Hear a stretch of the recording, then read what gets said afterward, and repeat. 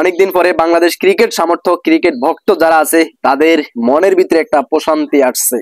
আজকে দুর্দান্ত লেভেলের খেলা দিয়ে বাংলাদেশ ভার্সেস শ্রীলঙ্কার মধ্যকার টি-20 ম্যাচ দুর্দান্ত লেভেলের খেলা দিয়ে বাংলাদেশ উইন করছে 2 উইকেটে।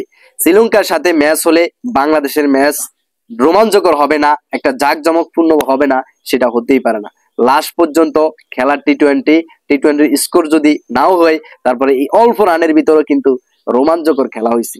প্রথমে যেই শ্রীলঙ্কা ব্যাটিং করতে নামছে আমাদের বাংলাদেশের ক্রিকেট যারা বলার রয়েছে ভাই দুর্দান্ত লেভেলের পারফরমেন্স ছিল আজকে, কঠিন লেভেলের। আমাদের যে মোস্তাফিজুর রহমান ভাইয়া কাটার মাস্টার মোস্তাফিজ, তার যে আগের রূপটা তিনি দেখাই দিছে, তার যে স্লো ডেলিভারি এবং কঠিন লেভেলের বল করতে পারে, সেটা কিন্তু শ্রীলঙ্কাকে আজকে ধরাশয় করে দিয়েছে। শ্রীলঙ্কাকে ধরাশয় করে দিয়ে তিনি 3টা উইকেট তুলে নিয়েছে আমাদের মোস্তাফিজুর রহমান ভাইয়া। এরপরে আমাদের ইয়াং স্টার রিশাদ হোসেন ভাইয়া, তিনিও কিন্তু 3টা উইকেট হাতিয়ে নিয়েছে। এরপরে আমাদের তাসকিন আহমেদ ভাইয়া, তিনিও কিন্তু 2টা উইকেট হাতিয়ে নিয়েছিল। তার বলের গতি অত্যন্ত ভালো ছিল ভাই। আমাদের পেস ইউনিট বোলিং এখন বর্তমানে খুব ভালো পারফরমেন্স আছে, কিন্তু সমস্যা হচ্ছে আমাদের ব্যাটিং এর সমস্যা। কারণ ব্যাটিং এর টপ অর্ডারের অবস্থা একেবারে দুর্দান্ত লেভেলের খারাপ, যেটা বলা কি বলবো আর।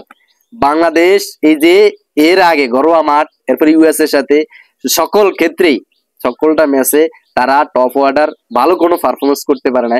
আমরা আশা করছি যে অন্তত টি-20তে এসে তারা টপ অর্ডারের পরিবর্তন আসবে, ভালো খেলবে, কিন্তু না, পরিবর্তনটা আসলো না।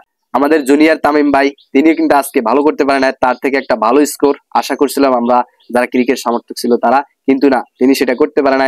এরপর আমাদের সৌম্য সরকার ভাইয়া, যে ক্লাসিক্যাল ভাইয়া, যে ভাইয়া কিন্তু আজকে হাঁস দিছে। আমাদের টপ অর্ডারের অবস্থা ফুল গায়া, 6 রানের ভিতরে আমাদের 2 উইকেট নাই গায়া। আমরা পথে পথে হয়ে যাওয়ার পথে, কিন্তু এই পথে পথে হয়ে যাওয়ার পথ থেকে আমাদেরকে বাঁচাইছেন তাওহিদ হৃদয় ভাইয়া এবং লিটন দাসের পার্টনারশিপটা, যেই পার্টনারশিপটা আমাদেরকে জয়ের মুহূর্তটা এনে দিয়েছিল। আমাদের তাওহিদ হৃদয় ভাইয়া আজকে 20 বলে 40টা রান করছে।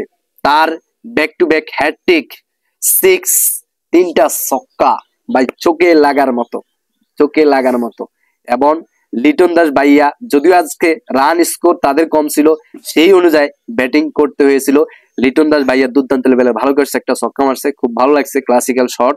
আসলে আজকে মোটামুটি টিম ধরে রাখার জন্য মোটামুটি ভালো করছে আমাদের লিটন দাস ভাইয়া। আশা করি লিটন দাস ভাইয়া সামনের ম্যাচগুলাও দুর্দান্ত লেভেলে খেলবে।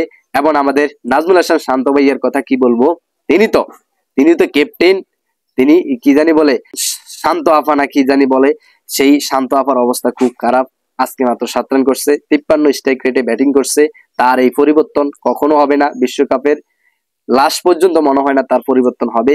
তার স্ট্রাইক রেট খুবই জঘন্য, আজকেও খারাপ করছে। এবং আমাদের সাকিব আল হাসান ভাইয়া বোলিং করতে আসছে, তিনি কিন্তু মেলা রান দিছে এবং ব্যাটিংও তার ভালো করতে পারে নাই।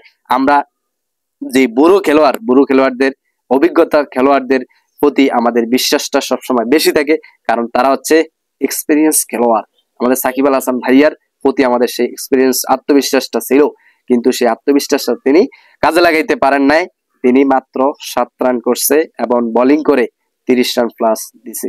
যাই হোক, লাস্ট পর্যন্ত আমরা টি-20 ফার্স্ট ম্যাচ শ্রীলঙ্কার বিপক্ষে শ্রীলঙ্কাকে টাইম আউট করে আমরা যে ম্যাচটা জিততে পারছি, এটাই আমরা সৌভাগ্য।